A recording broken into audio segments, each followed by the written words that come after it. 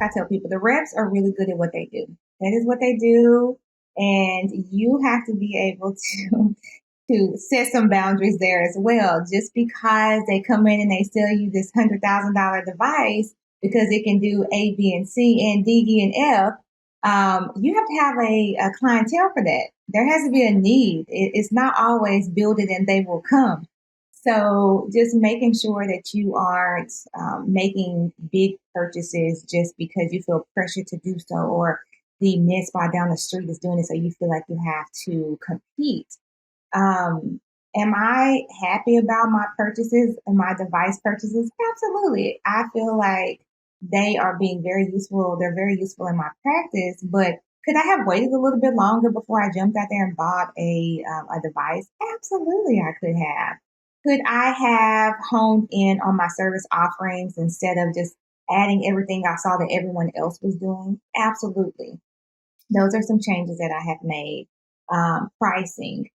Starting out, like I said, I started out on Groupon. So realizing the value of, my skill set and who I am. And yeah, you have to get patients in the door, but you also have to make sure that you are attracting a certain patient population as well, if that is the brand that you want to uphold. So, yeah, making sure that all policies and procedures and documents are in place. And even though you have no staff, you go ahead and you prepare for onboarding, because when it happens so quickly, and then you're kind of chasing your tail. So those are some things that, make sure your house is in order before you open up your doors and you start to expand and hire on staff.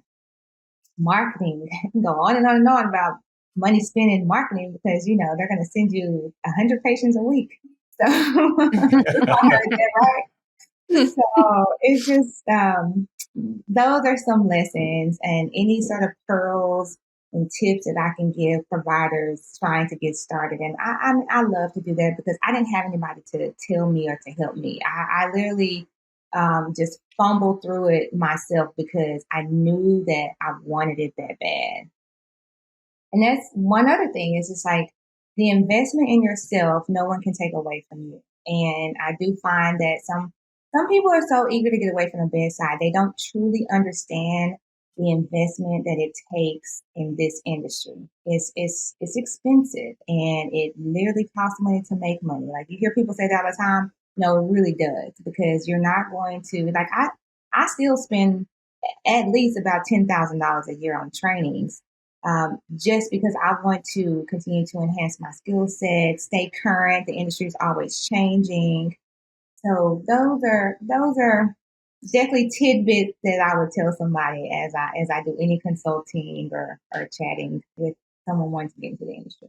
I agree with that. Like, I'll just constantly always learning and just seeing the way other people do stuff as well. I think that training and self-investing is some of the best money you can invest, is investing in yourself.